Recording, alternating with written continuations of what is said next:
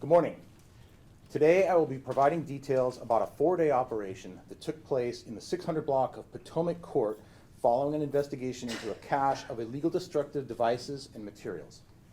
I will also cover 2 separate incidents involving PG&E transformers damaged by destructive devices between December and January that led to the identification and arrest of suspect Peter Karasev.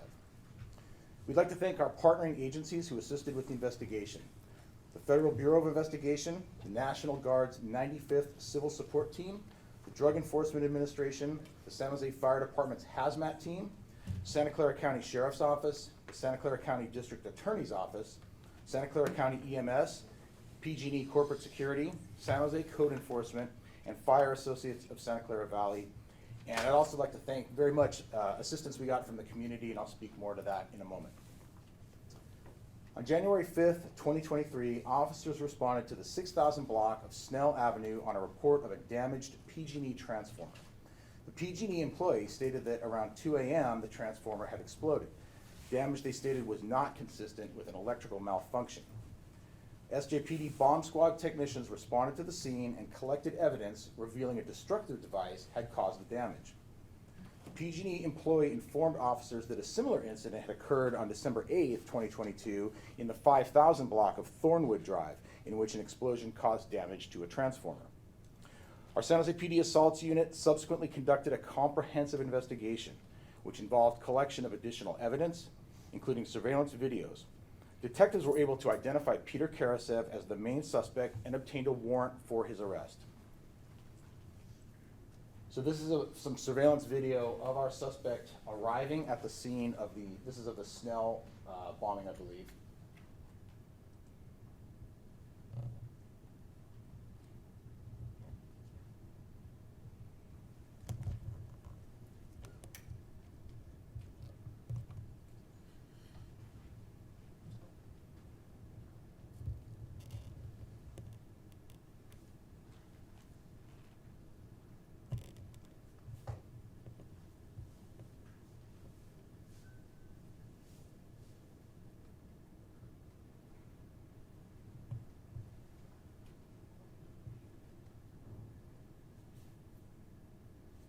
That's him riding away on his bicycle after igniting the device. And there you see it start to go up in flames. On March 1st, detectives arrested suspect Karasev at his place of employment in Foster City and booked him into Santa Clara County Main Jail. A multi-day investigation at his residence located in the 600 block of Potomac Court was initiated to collect evidence and render the residence safe. Suspect Karasev has a wife and 3 young children who also lived at the residence. All 4 were relocated.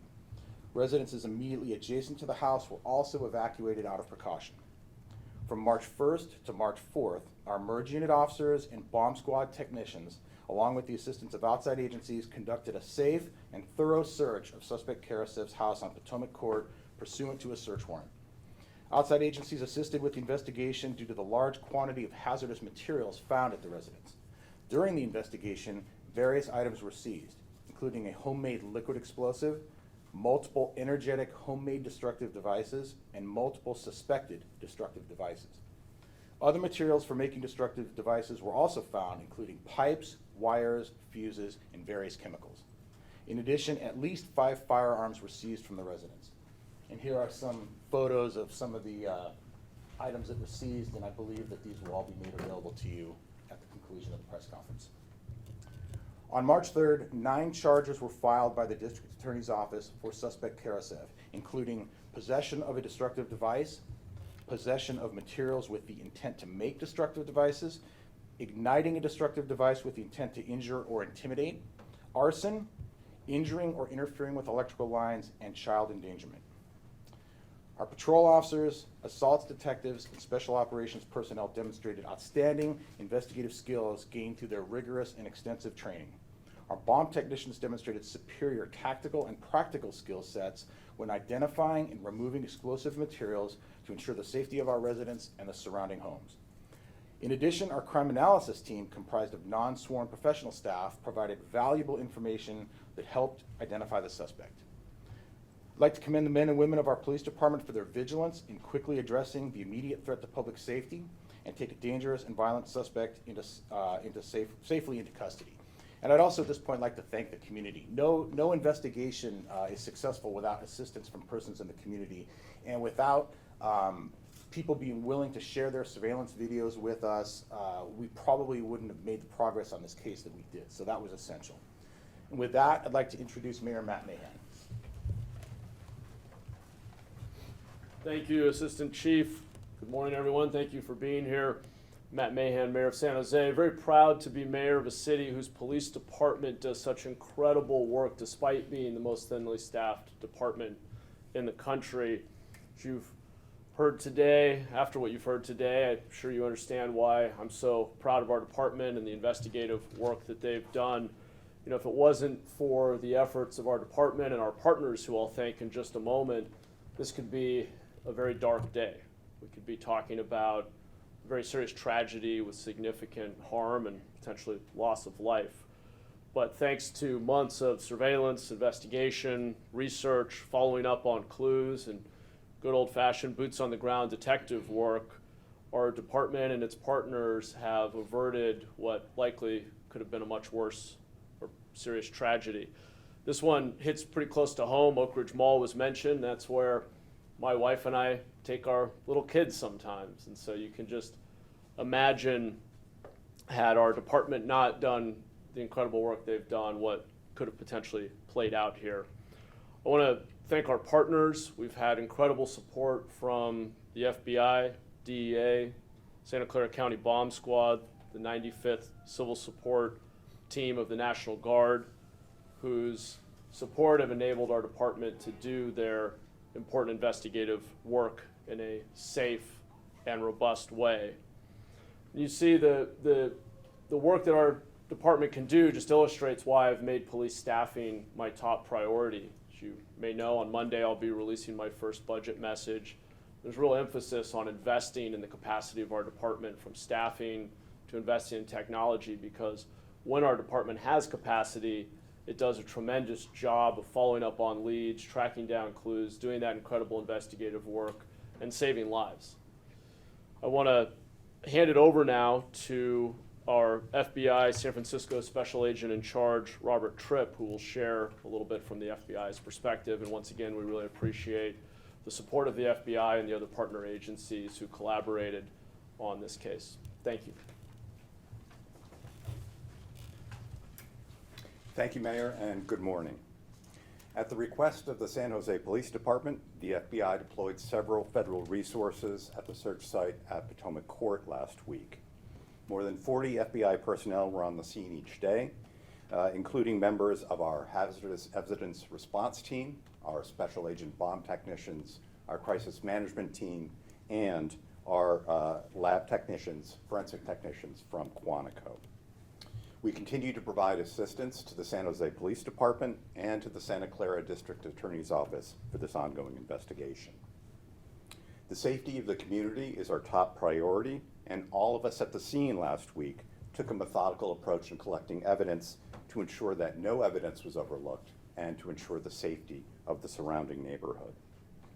I want to commend the San Jose Police Department, the San Jose Police Department for their outstanding detective work in this case. They were able to identify and locate the subject, take him into custody, and to prevent any further attacks. The FBI is grateful for the San Jose Police Department's continuing partnership in keeping the community safe. And I'll now turn things back over to Assistant Chief Joseph. Before I take any questions, I'd also like to mention that we have Councilmember Arjun Batra here. These two incidents occurred in his council district, and we appreciate his support. Thank you very much, Councilman. And with that, I will take questions. Assistant Yes, Chief, sir. what's the reason behind these bombings? We don't know that, but this is an ongoing investigation. You know, we're continuing to look at all possibilities. And, you know, if anyone has additional information about this gentleman or these incidents or anything similar, we would encourage you to please call us and let us know. Did he write some kind of manifesto or any kind of writings at his home that indicate he had a grudge against either a governmental agency or a person connected with any of these locations? Like I said, at this time, we do not have any evidence about his motive or why he did these things, but it's something, of course, we would continue to investigate. Did he have a criminal history? Not certain on his criminal history. Are you able to talk about other potential targets and what's maybe the common denominator or the common feature between all of these potential targets? Don't know of, potential future targets that he may or may not have been planning to go after, but obviously these were both PG&E transformer boxes. They're in a relatively close proximity to each other, relatively close proximity to his home, and I don't know if that was out of convenience or some greater, plan in his mind. Can you talk about why his wife might be ruled out as kind of an accomplice to this, or what she may have known and not reported? We have no information to indicate any criminal behavior on her part. Child endangerment charges Because there were chemicals, drugs, firearms within easy reach of the children, because there were explosives in the home, and it's not a safe environment for the children, for anyone. And just to clarify, so he did not legally own any of the firearms, the guns? My understanding is none of those firearms were registered to him. However, he was not at that time a prohibited person, so owning a firearm wouldn't have been in and of itself illegal for him. Were any of them ghost guns? I don't believe so. Can you want to speak to that? No ghost guns. What was the potential danger to the neighborhood in terms of the devices that were found inside his home? Not just in terms of if he had actually continued to do something, but what was existing right at that time?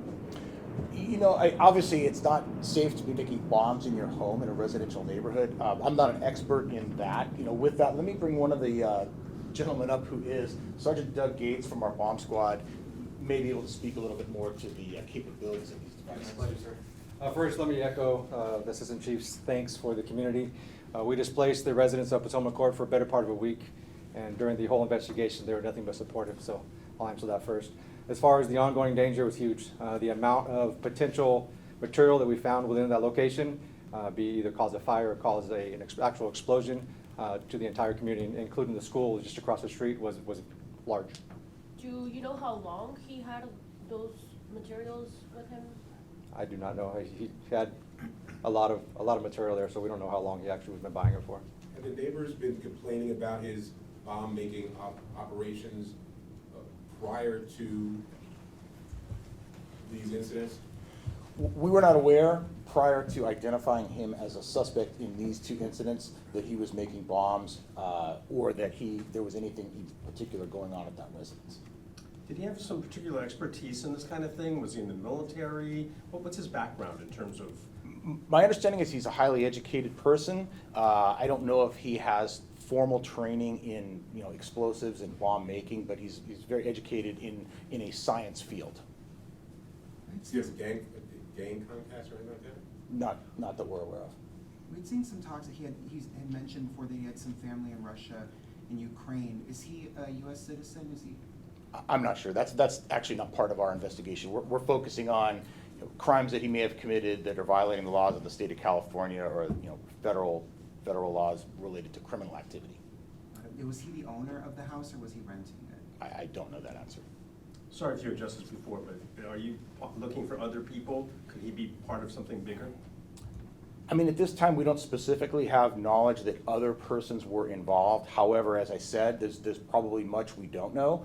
It is a continuing, ongoing investigation. If anyone wishes to provide information, the phone number for our assaults unit is 408-277-4161. And those detectives who worked incredibly hard on this case, incredibly thorough, incredibly persistent, a lot of technology, a lot of good old-fashioned police work, they would love to hear from anyone in the community that has additional information.